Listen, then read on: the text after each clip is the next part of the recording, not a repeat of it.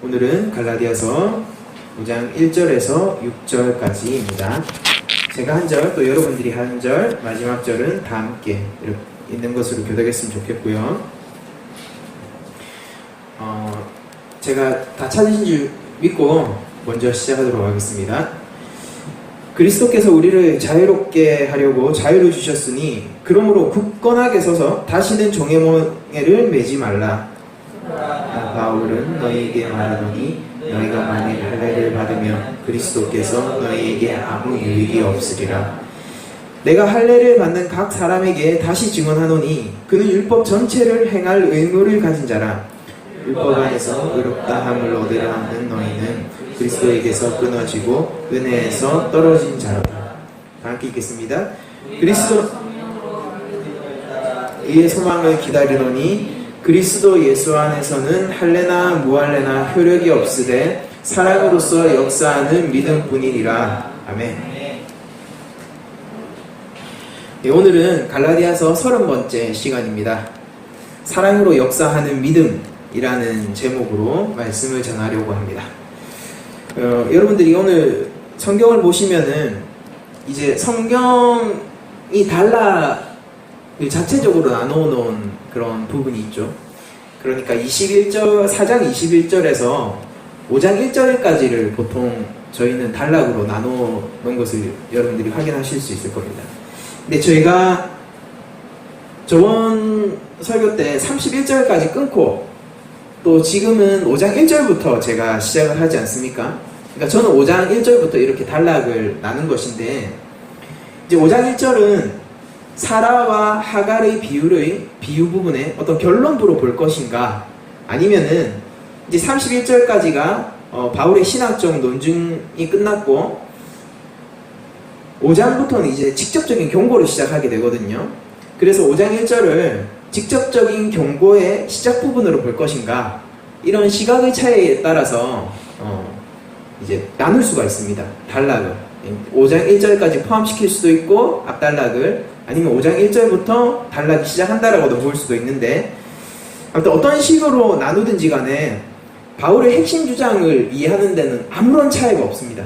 아무런 차이가 없지만은 저는 일단 5장 1절을 직접적인 경고의 시작 부분으로 보고 이제 말씀을 전하려고 합니다. 우리가 오늘은 좀 말씀에 집중해서 보았으면 좋겠는데, 좀 말씀에 집중해서 보자 라고 제가 이 말씀을 드린 이유는 이 5장 1절에서 6절이 지금 바울이 얘기하고 싶은 것을 가장 함축적으로 던지고 있는 결론부이기 때문이죠. 그러니까 직접적인 결론이 나오고, 이제 여러분들이 갈라디아서 하면은 갈라디아 교회에 들어온 할례주의자들, 유대주의자들에게 넘어가게 된 갈라디아 교회를 향한 권고, 경고, 이렇게 알고 계시지 않습니까? 그런데 할례라는 단어가 직접 등장하는 게 이분입니다. 그러니까 앞전에까지는 할례라는 단어가 직접적으로 등장하지 않습니다. 왜 그랬을까? 여러 가지 추측을 우리들이 할 수 있겠죠. 그러니까 바울이 할례주의자들의 그 행태가 너무 뻔했기 때문에, 할례라는 것이 갈라디아 교회 안에서 너무 뻔하게 통용되고 있었고, 만약에 문제시 삼으면은 그것밖에 없었기 때문에 할례라는 말을 굳이 쓰지 않고 이제 결론부에 와서 썼다라고도 볼 수 있고, 아니면은 할례라는 단어를 아꼈다가 이제 그들을 마지막으로 강하게 채찍질할 때 이것은 너희들이 가장 잘못하고 있는 부분이다, 이 부분이 너희들이 가장 경계해야 될 부분이다 라는 것을 강조하기 위해서 이제 자기가 직접적인 경고를 하는 순간에 아껴두었다가 얘기를 하는 것이라고도 저희들이 볼 수가 있거든요. 어떤 식으로 우리들이 보든 아무튼 바울이 지금 갈라디아서 5장 1절에서 6절까지의 내용, 그러니까 지나쳐서는 12절까지 텐데 아주 강하게 강조하고 있는 어조를 가지고 있는 것만은 분명합니다. 우리가 말씀을 따라서 좀 보면은 이렇죠. 그러니까 이게 만약에 제가 단락을 나눈 대로 직접적인 경고의 시작 부분이라고 5장 1절을 본다면은 5장 1절은 이렇게 얘기를 하고 있습니다. 그리스도께서 우리를 자유롭게 하려고 자유를 주셨으니 그러므로 굳건하게 서서 다시는 종의 멍에를 매지 말라 라고 얘기를 하고 있습니다. 근데 그 종의 멍에가 무엇인가? 그게 바로 할례라는 단어로 지금 등장하고 있는 것이죠. 어쩌면 할례로 대표되는 율법주의 전체를 얘기하고 있는 것입니다. 제가 말씀드린 것은 율법이 아니라 율법주의입니다. 율법주의 전체를 할례로 대변해서 지금 바울이 강하게 경고하고 있는 것이죠.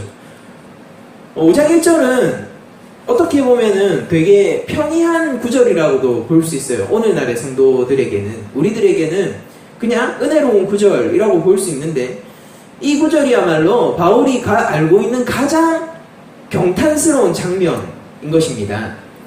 그리스도께서 우리에게 자유롭게 하려고 자유를 주셨다. 바울이 알고 있는 기쁨은 이거보다 더 큰 기쁨이 없었던 것이죠. 갈라디아 교회가 어디로 그러면 갈라디아 교회를 회복시킬 것인가? 바로 그 자유의 공간으로 갈라디아 교회를 이끌려고 지금 바울이 시도를 하고 있다는 것을 저희들이 볼 수 있습니다. 너희들에게 자유를 주셨는데 너희들은 왜 또 다시 이런 거죠. 출애굽을 했습니다. 이스라엘 백성의 마음은 어땠습니까? 애굽을 그리워하고 애굽으로 돌아가려고 하고 있습니다. 가나안 땅으로 향해 가야 하는 그들에게 가장 걸림돌이 되는 것은 사막의 뜨거운 열기도 아니었어요. 사막의 밤의 냉혹한 추운, 마치 지금으로 치면 겨울과 같은 그런 차가운 날씨도 아니었습니다. 먹을 것이 없었던 그 척박한 땅도 문제가 아니었어요. 하나님은 구름 기둥, 불 기둥으로 그들을 항상 안위하셨고 만나로 그들을 언제나 배불리 먹이시고 있으셨단 말이에요. 그런데 가나안으로 가는 여정에서 환경적인 부분이 아니라 그들에게 가장 문제가 됐었던 것은 그들 내면에 있었죠. 애굽이 그리운 겁니다. 내가 맛봤던 고기가 떠오르고, 그들이 애굽에서 보낸 세월이, 이스라엘 민족이 애굽에서 보낸 세월이 400년 아닙니까? 그 관성을 쉽게 벗어날 수 없었단 말이에요. 그러니까 애굽이 자꾸 그립고 내 몸은 가나안으로 가고 있지만 내 마음은 애굽을 향해 있는 거예요. 그게 그들의 가장 큰 방해물이었습니다. 하나님께서는 바로와 싸워서 하나님이야말로, 여호와 하나님이야말로 하나님이시고 인간의 왕 바로는 사실은 아무것도 아님을 증명하시면서까지 그들을 출애굽하여 광야로 부르셨습니다. 그럼에도 불구하고 자유를 얻은 그들은 다시 무엇을 하고 싶어 했습니까? 종이 되고 싶어 했죠. 사람이 시간이 지나면은 좋은 추억만 남는다라고 얘기를 해요. 그래서 군대 생활에, 저는 군대에 다시 가고 싶은 마음은 없지만은 군 생활을 굉장히 힘들게 했지만은 나중에 시간이 지나고 보면은 또 하나의 청춘의 아름다운 추억으로 남기도 하는 것들이, 이제 나쁜 기억들은 있고 좋은 기억들, 좋았던 것들을 간직하려는 사람의 어떤 무의식적 습성 때문에 그렇다라고 얘기를 하고 있습니다. 이스라엘 백성도 그래서 그랬을까요? 그렇게 생각을 해보면은, 그런데 그렇게 많은 시간이 지나진 않았어요. 그들이 나오자마자 애굽을 그리워했으니까요.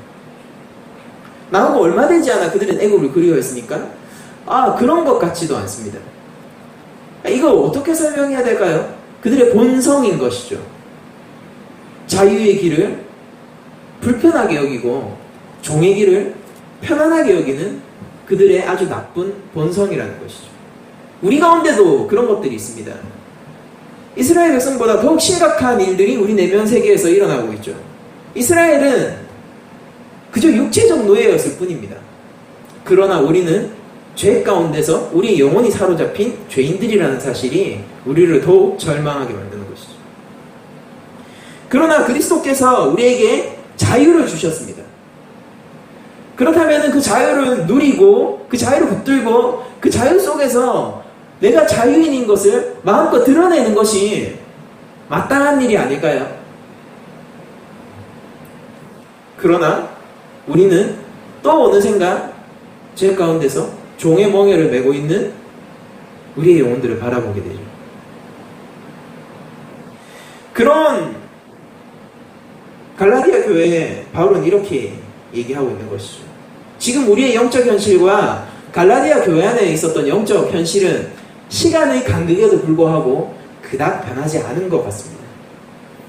아마 그때의 바울의 외침은 오늘날 한국교회, 우리 낮은 자리 교회에도 여전히 유효할 것이란 말이죠. 5장 2절에서 바울은 이렇게 얘기합니다. 보라, 나 바울은 너희에게 말하노니. 이게 한국어로 되어 있으면은 이 뉘앙스가 잘 안 사는데, 원래 헬라어는 인칭대명사를 품고 있거든요. 그러니까 내가 말하다 라고 얘기를 할 때 내가 말하다, 너가 말하다 이거에 따라서 말하다, 말하디, 말하대 뭐 이런 식으로 다 바뀌어요. 그래서 그가 말하다 뭐 이러면 뭐 제가 뭐 랜덤하게 그냥 바꾼 거지만 말하도 뭐 이런 식으로 다 바뀌거든요.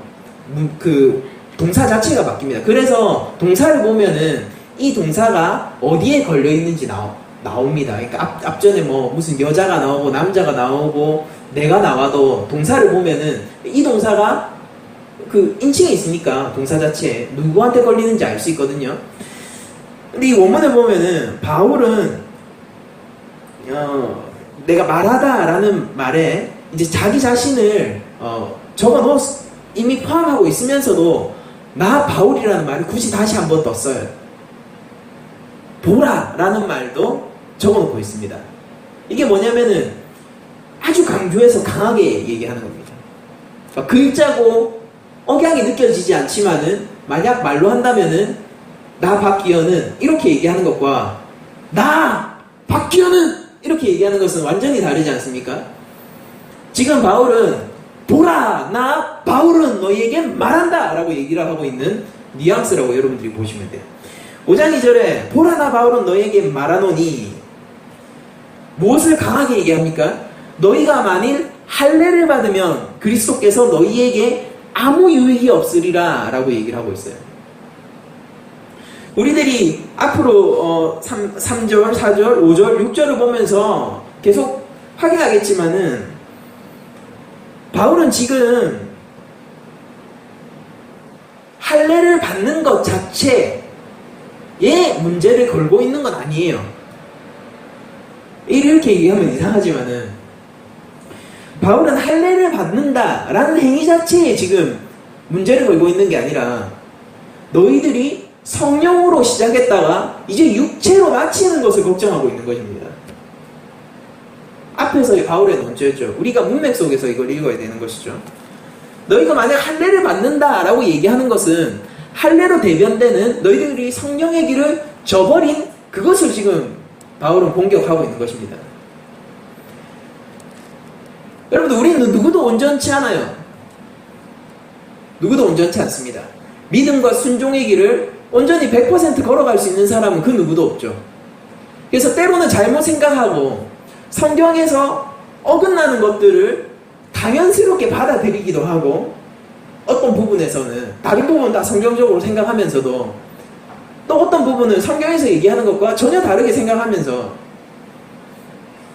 그런 것들을 분명히 따져보면 논리적으로 모순이 있음에도 불구하고 내 마음속에서는 아무런 충동이 없는 거예요. 충돌도 없고 그게 잘못된 건지도 모르고 그렇게 살아갑니다. 저한테도 그런 모습이 있을 거예요. 제가 눈치채지 못할 뿐이겠죠. 우리 모두에게 그런 모습이 있을 겁니다. 그런 모습까지 하나하나 다 바울이 지적을 하고 있는 것은 아니에요. 그것이 아니라 지금 할례를 받으려는 그 행위 자체가 갈라디아 교회가 할례를 받으려는 행위 자체가 그들이 하나님께 집중하고 십자가 복음에 집중해서가 아니라 그들의 마음의 욕심에 이끌려 탐욕에 이끌려 정욕에 이끌려 스스로의 영광에 취해 할례를 받으려고 했던 그 모습을 지금 바울이 지적하고 있는 것입니다. 만약 그렇게 육의 길로 간다면은 그냥 할례라는 계명을 준수하는 것에 목이 메어서 할례라는 것이 마치 구원의 조건인 것처럼 생각이 들어서 할례를 하면은 내가 또 하나님 앞에서 구원의 조건을 성취한 것처럼 생각을 해서 그 길로 가려는 갈라디아 교인들을 지금 굉장히 뭐라고 하고 있는 것이죠. 어떻게 크게 경고하고 있습니까? 그리스도께서 그 길로 가면은 그리스도께서 너희에게 아무 유익이 없다라고 얘기를 하고 있는 것입니다. 3절에 내가 할례를 받는 각 사람에게 다시 증언하노니 라고 하면서 또 한 번 반복해서 얘기를 하고 있죠. 그는 율법 전체를 행할 의무를 가진 자라 라고 얘기를 하고 있습니다. 여러분들이 이 구절을 어떻게 이해하시고 계십니까? 우리가 보통 전통적으로 생각해왔던 방식은 이거예요.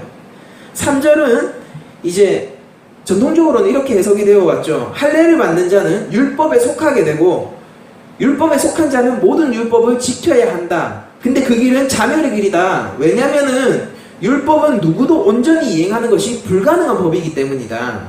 그것은 하나님의 진노를 자처하는 자멸의 길이다. 뭐 이렇게 우리들이 이해를 해봤단 말이에요.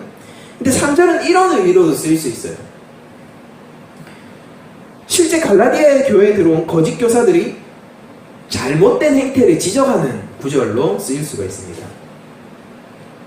거짓 교사들은 이랬던 것이죠. 율법의 중요성을 이야기하면서 율법이라는 것을 강조하면서 정작 율법 전체를 지키도록 하진 않고 할례라는 특수한 부분만 지나치게 강조했다. 그들의 잘못된 행태가 그것이다 라고 지금 바울이 지적하는 부분으로 볼 수도 있습니다. 제가 볼 때는 이 해석이 훨씬 더 타당해요. 만약에 우리가 전통적인 방식대로 갈라디아 교회의 거짓 교사들이 율법 전체를 강조했으면 바울은 이런 식으로 논조가 흘러가야 합니다. 뭐냐면은 전통적 경향에 따르면 이런 거예요. 바울이 율법 전체를 행해야 할 의무가 있습니다 라고 갈라디아 교회의 성도들에게 얘기했다라고 칩시다. 그러면 갈라디아 교회는 이렇게 얘기할 거예요. 만약 거짓 교사들이 율법 전체를 행해라 라고 얘기를 했다라면은 이렇게 얘기했을 거예요. 맞습니다. 바울 당신 말이 맞습니다. 당신이 가르쳐주진 않았지만은 지금 새로운 교사들이 율법 전체를 행해야 된다라고 우리한테 얘기해주고 있습니다. 그리고 우리들은 그것을 위해서 힘쓰고 있습니다. 이렇게 대답을 했을 거예요. 그럼 바울은 필연적으로 어떻게 결론을 내려야 됩니까? 바울은 반드시 하지만 그건 율법의 저주를 자초하는 일입니다. 율법을 완벽하게 지키는 것은 불가능합니다 라고 결론을 내렸어야 되겠죠. 그런데 그 가장 중요한 핵심 부분이 오늘 본문에서 등장하지 않아요. 왜 그럴까? 바울처럼 논리적이고 아주 철학적인 사고를 하는 사람이 그런 것들을 무시한 것인가? 그게 아니라 이 핵심적 주장을 바울이 하지 않은 이유는 의도가 전통적인 해석과는 다른 의도를 가지고 이 3절을 적었기 때문입니다. 우리는 이 본문을 거짓 교사들이 율법 전체를 지키는 데 관심이 있었던 것이 아니라 일부분 특별히 할례에 관한 부분만 기형적으로 큰 비중을 두고 이제 갈라디아 교회의 성도들을 유혹했고, 바울은 지금 거짓 교사들이 피상적인 가르침을 지적하는 것으로 이해하는 것이 훨씬 좋은 해석이라고 저는 생각합니다. 여러분들 그 갈라디아 교회 안에 들어와 있던 거짓 교사들을 생각해 보십시오. 제가 지난 설교들에서도 얘기했지만 그들은 엄격했고 그들은 거룩해 보였고 그들은 아주 자기 절제력이 있어 보였고 갈라디아 교회 그 성숙한 성도들을 꿰어낼 만큼 충분한 인격적 매력을 지닌 사람들이었을 거란 말이에요. 권위도 있었을 테고 성경에 대해서도 해박했을 것입니다. 그렇게 겉으로 보기에는 율법에 아주 엄격해 보였던 사람들이 사실은 율법에 대한 이해가 피상적 수준에 머물러 있던 가짜들이었다라는 것을 바울이 지금 지적해내고 있는 것입니다. 예수님께서도 바리새인들한테 이런 얘기를 하셨어요. 화 있을진저 외식하는 서기관들과 바리새인들이여, 너희가 박하와 회향과 근처의 11조는 들이되 율법이 더 중한 바 정의와 긍휼과 믿음은 버렸도다. 그러나 이것도 행하고 저것도 버리지 말아야 할지니라. 마태복음 23장 23절 말씀입니다. 바리새인들을 향한 예수님의 경고는 이거예요. 눈으로 보이고, 이 가시적인 거죠. 눈으로 보이고 스스로의 업적을 쌓을 수 있는 율법의 규정들은 지켜나가면서 정작 율법의 정신은 외면하는 바리새인들을 향해서 예수님이 크게 경고하신 것입니다. 바울이 보기에 이 바리새인들과 갈라디아 교회에 들어와 있던 거짓 교사들은 크게 다르지 않았을 거예요. 피상적인 것, 가시적인 것, 이것에만 집착할 뿐, 이제 자신의 공로를 쌓는 인간의 율법에만 관심이 있었을 뿐, 정작 하나님이 나에게 말씀하시는 율법에 대해서는 관심이 없었다는 것이죠. 여러분들, 율법에는 인간의 율법이 있고 하나님의 율법이 있는 것입니다. 인간의 율법에 따르는 그 길을 우리는 율법주의라고 하고, 하나님의 율법을 따르는 그 길을 율법을 지키고 행하는 길이라고 우리는 얘기를 합니다. 우리가 결코 율법주의에 빠져서는 안 될 것입니다. 바울은 지금 율법을 무시해서, 할례를 무시해서 이런 얘기를 하는 것이 아니에요. 바울은 분명히 하나님의 계명을 자기가 순종해야 될 대상으로 인식하고 있었다고. 그 바울 서신을 통해서 명백하게 드러나는 일입니다. 그러나 바울은 계명을 지키기 위해서 율법의 행위들에게 집착하게 됐을 때, 그것은 율법을 지키는 것이 아니라 율법주의가 된다는 것을 알고 있었을 뿐입니다. 여러분들, 율법을 지키기 위해서는 어떻게 해야 될까요? 율법을 지키기 위해서는 율법의 계명들을 지켜야 되는 거 아닙니까? 율법을 지키기 위해서는 율법의 계명들을 내가 행해야 되는 거 아닙니까? 바울의 대답은 아니다라는 것이죠. 율법의 계명을 지키기 위해서 율법의 계명에 집착하고 있으면은 너는 이미 바리새인이다. 외식하는 서기관들과 바리새인들아 라는 경고를 너도 피할 수 없을 것이다 라고 얘기를 하고 있는 것입니다. 율법을 지키기 위해서는 율법의 행위가 아니라 하나님께 초점을 맞춰야 되는 것이죠. 하나님의 영광을 바라보고 그것을 향해 달려가는 것이 율법을 지키는 일이 되는 것입니다. 우리는 율법 행위 자체에 지금도 그래요. 공적, 내가 하는 어떤 것들, 내가 쌓아간 어떤 것들에 초점을 맞춘 자들은 전부 율법주의로 치닫고 있어요. 그 모양이 어떻든, 그 행태가 어떻든, 그 중심이 이미 율법주의라는 것입니다. 그러나 하나님을 나의 구주로 알고, 하나님의 영광을 알고, 하나님의 사랑에 초점을 맞추어서 달려가는 사람들은, 그 사람들은 율법을 지켜 행하는 사람들이 될 것입니다. 그게 우리들이 가지고 있는 이 시대의 믿음인 것이죠. 율법 안에서 의롭다 하심을 얻으려는 자들은 그래서 모두 실패할 수밖에 없습니다. 4절이 바로 그것을 이야기하고 있는 것이죠.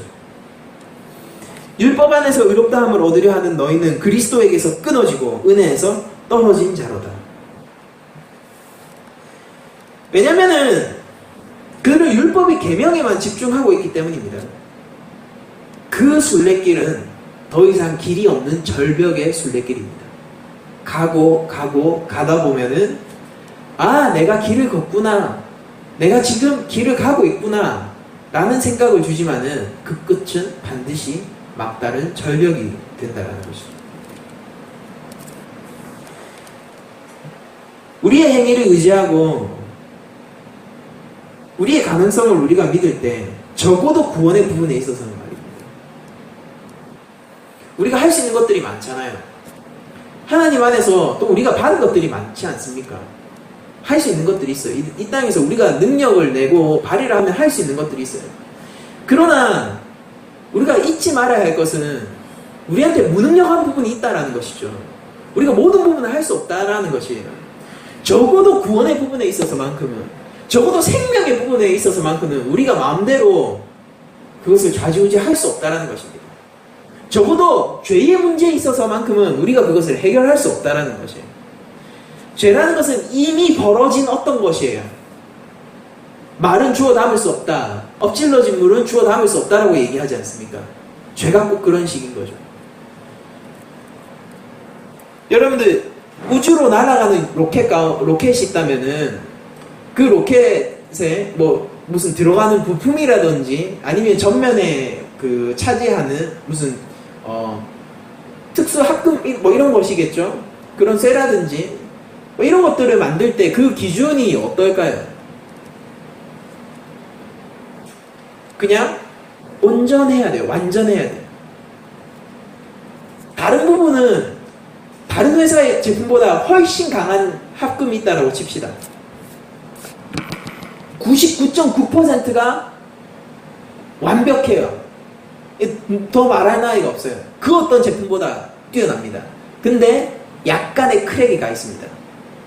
쓸 수 있을까요? 못 써요. 대기권으로 날아가는 순간 그 크랙이 학금 전체를 깨버릴 것이기 때문이죠. 죄라는 것이 그래요. 하나님이 요구하는 기준이 뭘까요? 하나님, 나 이 부분은 부족하지만은 저는 이 부분에서 이렇게 강해요 라고 해서 덮을 수 있는 게 아니에요. 왜냐하면 하나님이 온전하시기 때문입니다. 하나님이 영광이시기 때문이에요. 하나님은 거룩이세요. 하나님이 거룩이시라고요. 하나님은 거룩해서 흠없는 것만 받으세요. 제사도. 우리가 하나님 앞에 어떻게 나아갈 수 있을까요? 우리가 온전해야 되는 겁니다. 우리가 흠이 없어야 돼요. 내가 조금 크랙이 있는데 나 99.999%는 온전합니다라고 얘기해서 될 문제가 아니란 거래요. 우리는 그런 식으로 그게 합리적이다라고 생각하죠. 너무나도 하나님 앞에서 나이브한 생각인 거예요. 저는 하나님이 거룩이라시라는 사실을 묵상할 때마다 너무나도 가슴 벅차고 그분이 하나님이시구나 라는 감격이 있지만은 또 한편으로는 되게 두려운 거예요. 그분 앞에 나아갈 수 있을까요? 여러분들 거룩을 맛보신 적이 있으십니까? 그분 앞에 나아갈 수 있을까요? 죄 앞에서 떨어보신 적이 있으세요? 죄의 문제로 괴로워하고 우리가 하나님 앞에 처음 회심할 때 그게 첫사랑의 순간이잖아요. 죄의 문제로 두려워하고 내가 죄인이구나. 더 나아가서 신앙생활 가운데서 내가 그리스도를 못 받았구나. 그 속에서 찾아오는 절망과 그러나 그것을 덮는 더 큰 은혜를 우리가 늘 경험했다면은 그 하나님의 거룩과 그 하나님의 사랑을 우리가 봤다면은 내가 이것은 좀 약하지만은 이것은 다른 사람보다 훨씬 강해요 라는 소리를 절대 하지 못할 거예요. 그것을 믿고 그 길로 가는 자들이 할례주의자들이고 율법주의자들입니다. 그 길로 가는 순간 그는 그리스도와도 상관없고 은혜와도 상관없는 사람인 거예요. 스스로 증명하는 겁니다. 그러나 참 그리스도인은 믿음을 따라서 그리고 성령을 따라서 의의 소망을 기다리는 자들입니다. 5절에서는 이렇게 얘기하고 있습니다. 우리가 성령으로 믿음을 따라 의의 소망을 기다리노니 그리스도 예수 안에서는 할례나 무할례나 효력이 없으되 사랑으로서 역사하는 믿음뿐이니라 라고 얘기를 하고 있습니다. 제가 앞서 말씀드린 것처럼 우리가 율법을 지키는 방법은 하나님의 영광에 집중하고 하나님을 중심에 두고 이 믿음의 순례의길을 행하는 것이라고 제가 말씀을 드렸는데, 그러면은 하나님께 영광을 돌리는 첫걸음은 무엇일까요? 그 첫걸음은 놀랍게도 예수 그리스도의 그 십자가 사역을 인정하는 것이 바로 그 첫걸음입니다. 여러분들, 십자가 사역이 예수 그리스도가 우리의 구주 되시며 나의 죄를 되속했다. 그리스도가 죽은 것은 나에게 영원한 생명, 참 생명을 가져다 준 것이고 이것은 나의 죄를 그리스도가 담당했기 때문이다. 내가 죽어야 할 죽음을 그리스도께서 당하셨고 무죄한 그분이 사셔야 할 생명을 내가 획득한 것이다. 이것을 먼저 인정하는 것이 하나님의 영광을 바라보는 첫 번째 길이고 실제 영광을 실천하는 첫 번째 길입니다. 그 첫 발걸음이에요. 여러분들, 하나님의 영광을 바라보셔야 되는 거예요. 그것을 인정해야 되는 것입니다. 우리는 죄인들이에요. 하나님께 합당한 영광을 만들어낼 수가 없어요. 뭘 하면 하나님이 받으실까요? 하나님이 거룩이라고 하셨잖아요. 우리가 뭘 만들어내면은, 우리 삶 속에서 뭘 행해내면은 하나님이 영광으로 받으시겠습니까? 드릴 게 뭐가 있을까요? 우리 삶 속에서. 우리가 걸어나가는 우리 인생을 통틀어서 하나님 인생 전체를 제가 하나님 앞에 드립니다. 이거 받으세요. 이러면 하나님이 그거 받으실 수 있는 것일까요? 거룩하신 그분이 누군가 나에게 하수구에서 건져 올린 공을 주면서 요거 가지고 공놀이 하시면 됩니다 라고 얘기하면은 제가 그걸 받을 수 있을까요? 이걸로는 공놀이가 안 되는데, 그럼 그냥 불가능한 거예요. 만약에 바람이 빠진 공으로 이거 공인데, 공이긴 하죠. 공인데 이걸로 농구하세요 하고 저한테 주면은 제가 그걸로 농구를 할 수 있습니까? 그 아예 불가능한 거예요. 그거 바람 빠진 공으로 뭘 할 수 있는 거예요. 우리 인생 전체를 드리면 하나님 받으실까요? 근데 우리한테도 할 수 있는 일이 딱 하나 있긴 해요. 이런 우리들에게도 할 수 있는 일이 딱 하나 있긴 하다고요. 그게 뭐냐? 그게 바로 하나님은 영광이시라는 것을 인정하는 것입니다. 내가 뭔가를 만들어서 하나님께 합당한 것을 올려드리는 것이 아니라 하나님이 영광이시라는 것을 내가 인정하는 거예요. 여러분, 이 땅에 나타난 하나님의 영광이 무엇입니까? 예수님 외에 또 있습니까? 어디에서 우리 하나님의 영광을 볼 수 있을까? 예수님 외에 또 있습니까? 어떤 위인이 하나님의 영광을 나타내는 걸까요? 그 온전하신 영광으로 누가 나타냈을까요? 우리들이 생각할 수 있는 그 모든 위인들을 합쳐도 그건 안 되는 거예요. 크랙이 간 합금입니다. 바람 빠진 공이에요. 하나님의 영광을 나타내는 것, 온전한 하나님의 영광을 드러내는 것은 예수 그리스도 외에는 이 땅에 없다라는 것이죠. 그렇다면 우리들이 할 수 있는 일은 뭘까요? 예수 그리스도의 십자가를 인정하지 않으면은, 그리고 인정하는 그 일 외에는 하나님께 영광을 드릴 수 있는 합당한 첫걸음이 하나도 없다라는 것입니다. 우리가 그리스도를 믿지 않으면 하나님의 영광으로 갈 수 없어요. 예수 그리스도를 붙들지 않으면 하나님의 영광으로 이끌 수 없어요. 계속 바울의 말에서도 등장하는 것이 그리스도께서 너희에게 유익이 없을 것이다. 그리스도께서 끊어졌다. 예수 그리스도 안에서 이런 얘기들을 계속 하지 않습니까?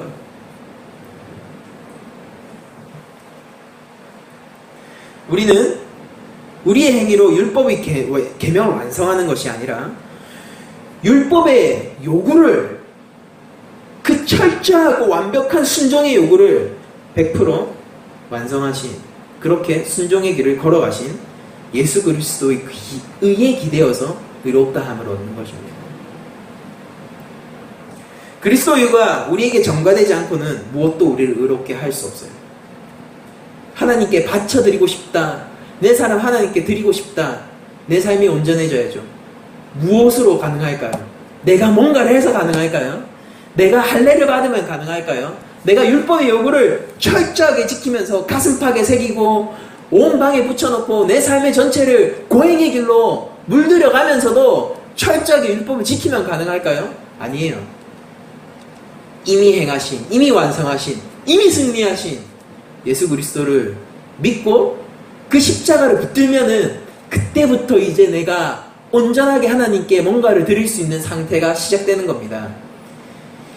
우리는 뭔가를 드림으로써 영광을 올려드리는 것이 아니라 하나님이 영광이시다는 것을 인정함으로써 그 영광의 첫 길을 가는 사람들인 거예요. 제가 늘 하는 비유가 있어요. 몇 번씩 들으신 분들도 있을 거예요. 여러분들 거장의 작품에, 화가가 있는데 거장의 작품에 우리들이 영광을 올려보내기 위해서 할 수 있는 일이 뭘까요?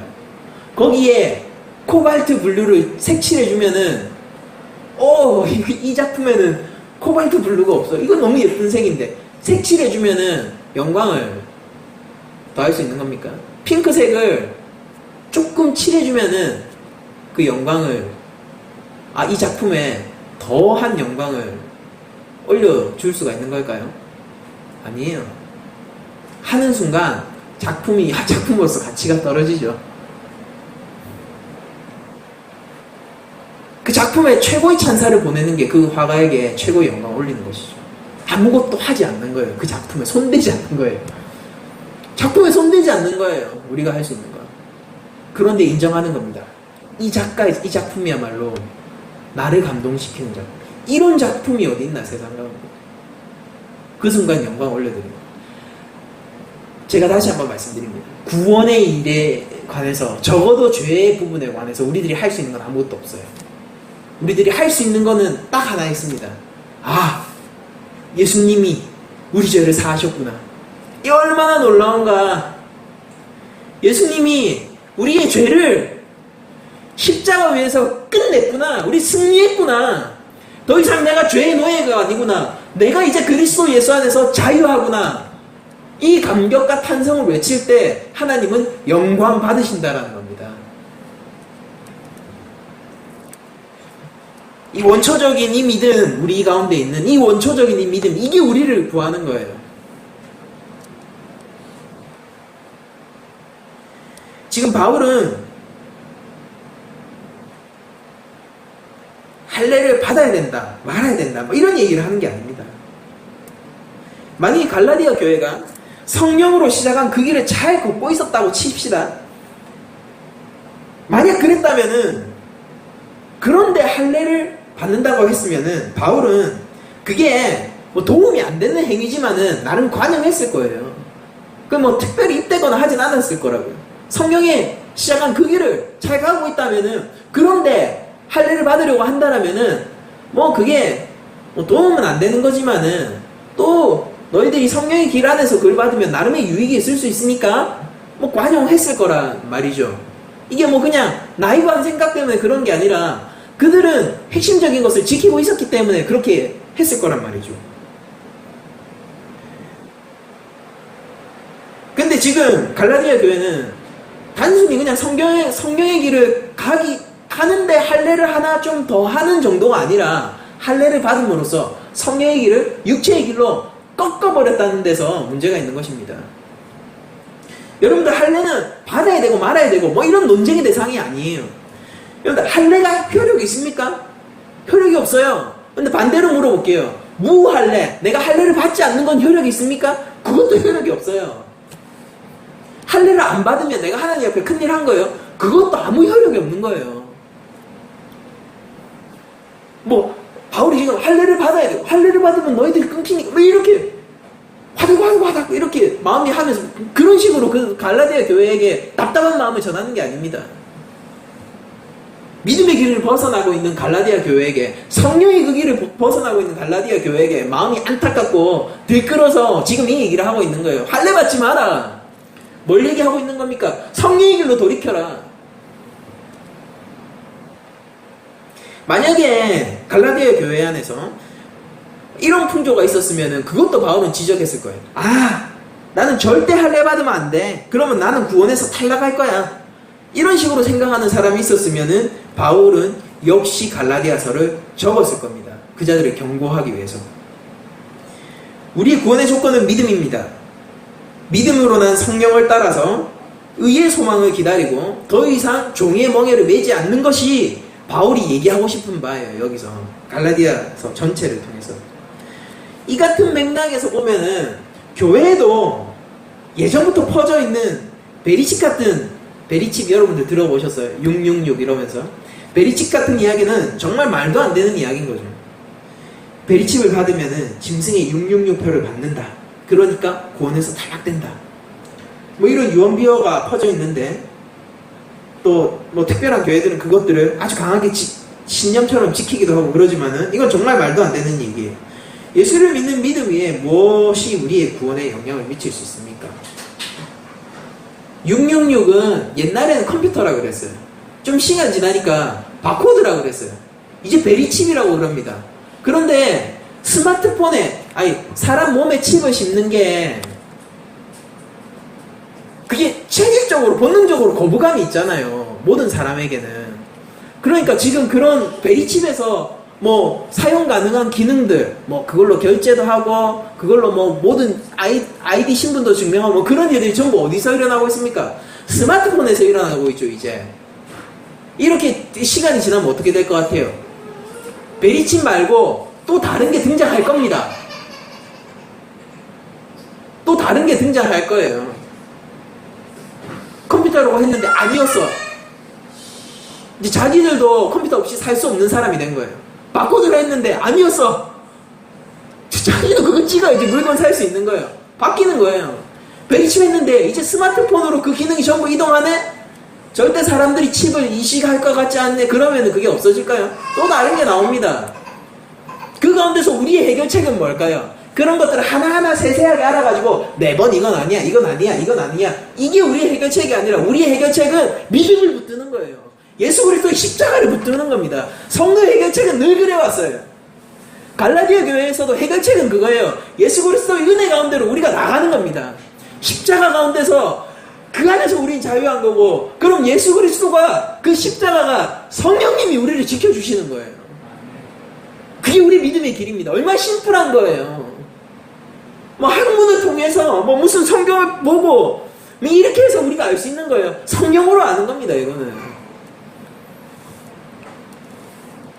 무슨 영적인 체험을 해가지고 뭐 무슨 그래가지고 이걸 아는 거예요. 아니요, 믿음으로 아는 거예요. 이거는 성령님이 주도하시는 거예요. 그 어떤 우리 어떤 그런 것도 아니에요. 신비주의자들 있죠. 우리 교회 가운데 신비주의자들 있지 않습니까? 그들도 율법이랑 상관없는 것 같지만 그들도 율법주의자입니다. 그들은 내가 막 자유한 것 같아요. 막 다 할 수 있는 것 같아요. 그 사람들. 근데 그 사람들은 철저하게 율법의 종을멍에를 메고 있습니다. 내가 이 경험을 하지 않으면 안 되는 거예요. 내가 이런 신비한 경지를 느끼지 않으면 안 되는 거예요. 또 다른 형태의 율법주의자들입니다. 그들에게도 바울은 얘기할 거예요. 너희들 그리스도께로 나오고 종의 멍에를 더 이상 매지 말라. 자유롭지 않습니다. 그들도. 오직 복음 안에서만 우리들이 자유롭고 그리스도 예수 안에서만 우리들은 자유로운 거예요. 믿음만이 우리를 자유롭게 합니다. 여러분들 육륜 같은 거, 베리집 같은 거는 더 이상 얘기하고 싶지도 않아요. 이거는 할례주의, 당시에 있던 할례주의에도 못 미치는 아주 조악한 형태의 율법주의입니다. 우리 믿음으로 돌아가야 합니다. 여러분들, 우리를 세우고 우리를 구원으로 이끄는 것은 사랑으로서 역사하는 믿음뿐입니다. 믿음뿐이에요. 근데 그 믿음이 무엇입니까? 사랑으로서 역사하는 믿음이에요. 주체가 누구겠어요? 그 믿음의 주체가 누구겠어요? 사랑으로서 역사하는 믿음의 주체가 누구겠습니까? 제가 이 한마디를 하기 위해서 이렇게 멀리 달려왔어요. 그 사랑으로서 역사하는 믿음의 주체가 누구겠냐고요? 우리 쪽일까요? 우리가 한 주간 살아갈 때에 우리가 말씀을 지켜 행하고 우리가 성령 충만하다라는 삶을 견지하기 위해서 또 다른 형태의 율법주의에 빠지는 일이 없도록 해야 할 것입니다. 제가 여러분들한테 당부드리고 싶은 건 그거예요. 구원의 감격을 유지하십시오. 성령님이 주시는 그 구원의 감격을 유지하세요. 그리고 여러분들은 의의 소방을 붙드십시오. 바보 같지만 다시 오신 예수 그리스도를 갈망하십시오. 세상은 알아주지 않지만 시한부 종말론 이런 게 얘기하는 게 아니라 그리스도를 갈망하세요. 그런 생각 해보신 적 없습니까? 아, 진짜 아버지랑 한번, 우리 하나님이랑 한번 진짜 만나보고 싶다, 이런. 내 삶에서 역사하시고, 내 삶을 조금씩 챙겨주실 때마다, 그렇게 해도 이렇게 좋은데, 그분과 얼굴을 마주할 수 있는 그날이 있다고? 그러니까 뭐 그냥 다른 거 다 떠나서, 그 자체로 기대되고, 그 자체로 뭔가 한번, 마음에 격정이 일어나는 그런 순간이 없습니까? 예수님이 육체를 입으셨잖아요. 부활하셨을 때 새 몸을 입고 계셨다고요. 새 몸을. 근데 여러분들 생각해보세요. 그거 좋은 것 같습니까? 그분 하나님이세요. 영이십니다. 근데 새 몸을 입고 계세요. 지금도 입고 계세요. 뭐 때문에? 우리 때문에요. 우리의 대표이시잖아요. 그분이 새 몸을 입고 있어야지 우리가 또 새 몸을 입는 거니까. 그분 아직도 순종하고 계십니다. 예수님은. 무소부재하시다라는 게 제가 신론을 배우면서 배우는 하나님의 속성입니다. 하나님은 무소부재하세요. 근데 그분이 여전히 한 개의 육체를 입고 계시다고요. 예수님이 뭐 때문에? 우리 때문에요. 사랑으로서 역사하는 믿음은 바로 이 십자가 위에 근거를 두고 있는 것입니다. 그 예수님 한번 만나보고 싶지 않으세요? 이제 더 이상 고난도 눈물도 없는 곳이 있다는데 그곳이 내 아버지가 계신 곳, 내 본향이라는데, 내 진짜 고향이라는데 향수병 일어나지 않습니까?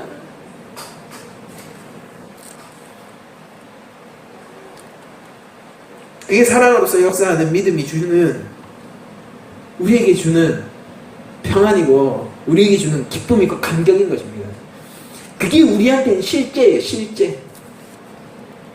언젠가 끝날 이 세상 말고, 언젠가 끝나버릴 이 육체 말고, 언젠가 끝나버릴 만족, 언젠가 끝나버릴 사랑, 언젠가 끝나버릴 쾌락, 이런 것 말고요. 영원한 사랑, 영원한 기쁨, 영원한 만족, 그게 우리의 실제라고요. 그런 것들을 여러분들이 살면서 느껴나갈 때에 여러분들은 율법으로 절대 빠질 수 없어요. 율법으로 절대 빠질 수 없습니다. 은혜를 붙드십시오. 믿음을 붙드십시오. 성령의 길을 가십시오. 여러분들에게는 의의 소망이 기다리고 있습니다. 마지막으로 여러분들이 한 주간 살아가면서 그 사랑 가운데서 내가 그 자유한 가운데서 무엇을 할까를 생각해 보시면은 한 주간 삶이 각자에게 적용이 될 것입니다. 내가 이제 자유한데 뭘로부터 자유해요? 구체적인 게 있죠. 우린 죄로부터 자유한 거예요. 내가 이제 죄로부터 자유한데 마냥 자유로운 사람은 그거는 방종한 거예요. 그게 아니라 우리는 구체적으로 죄로부터 자유합니다. 내가 죄로부터 자유한데 내 삶 속에서 죄의 얽매여 있는 부분, 그 부분 이길 수 있어요, 여러분들. 성령님이 힘주시면. 나는 안 되잖아요. 근데 성령님이 힘주시면. 근데 성령님은 우리와 함께 계십니다. 무엇이 증명합니까? 믿음이 그것을 증명합니다. 한 주간 싸우십시오. 율법주의자가 아니라 사랑의 메인자로 싸우십시오. 달려가세요. 율법주의자가 아니라 정말로 하나님의 말씀을 사랑하는 자로서 달려가십시오. 무엇도 여러분들을 막을 수 없을 거예요. 그 길 가운데 주는 평안과 그 길 가운데 주는 만족을 여러분들이 느껴보시기 바랍니다. 반드시 그 일이 여러분들 삶 속에서 일어날 것을 믿으면서 말씀을 마치도록 하겠습니다.